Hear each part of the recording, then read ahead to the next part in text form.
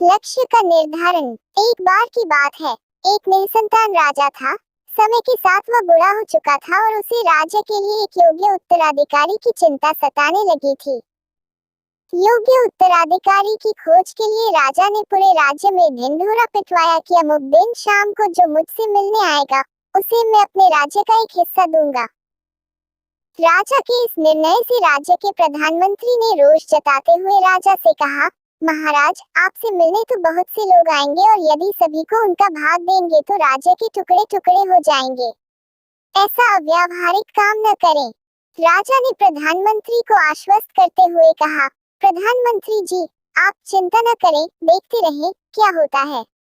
निश्चित दिन जब सबको मिलना था, राजमहल के बगीचे में राजा ने एक विशाल मेले का आयोजन किया। मेले में नाच गाने और शराब की महफिल जमी थी। खाने के लिए अनेक स्वादिष्ट पदार्थ थे। मेले में कई खेल भी हो रहे थे, जिसके कारण राजा से मिलने आने वाले कितने ही लोग नाच गाने में अटक गए, कितने ही सुरा सुंदरी में, कितने ही आश्चर्यजनक खेलों में मशगूल हो गए तथा कितने ही खाने पीने, घूमने फिरने के आनंद में डूब गए।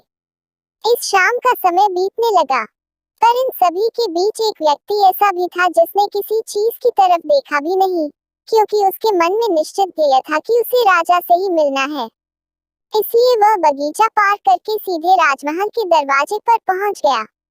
पर वहां खुली तलवार लेकर दो चौकीदार खड़े थे। उन्होंने उसे रोका, पर वह रुकने वाला कहाँ था। उनके रोकने को अनदेखा करके और चौकीदारों को धक्का मारकर वह दौड़कर राजमहल में चला गया, क्योंकि वह निश्चित समय पर राजा से मिलना चाहता था। अब जैसे ही वह अंदर पहुंचा, राजा उसे सामने ही मिल गए और राजा ने कहा, मेरे राज्य में कोई व्यक्ति तो ऐसा मिला जो किसी प्रलोभन में फंसे बिना अपने ध्येय तक पहुंच सका। तुम्हें मैं आधा नहीं पूरा राजपाट दूंगा। तुम ही मेरे उत्तराधिकारी बनोगे। वह व्यक्ति खुश हुआ कि वह जिस लक्ष्य से आया था उसका फल मिल गया। वह बिना किसी रुकावट के चक्कर में आए अपने लक्ष्य को प्राप्त करने में सफल रहा। कहानी की सीख, उस व्यक्ति का दृढ़ संकल्प ही उसे उसके लक्ष्य पर स्थिरता बनाए रखी।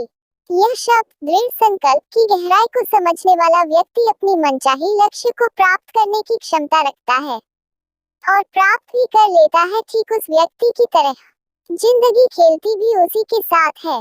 जो खिलाड़ी बेहतरीन होता है, दर्द सबकी एक से है, मगर हौसले सबके अलग अलग है। कोई हताश होकर बिखर जाता है, तो कोई संघर्ष करके निखर जाता है। आपको बस यह करना है, एक, अपने लक्ष्य को छोटे छोटे लक्ष्य में बांट दो जिससे कि उसे प्राप्त करने में आसानी हो। मैं भी यही करता हूँ, जैसे कि मैं रात को 2 घंटा पढ़ूंगा, इसके बजाय मैं शाम को 1 घंटा पढ़ लूंगा और रात को बचा हुआ फिर 1 घंटा पढ़ूंगा।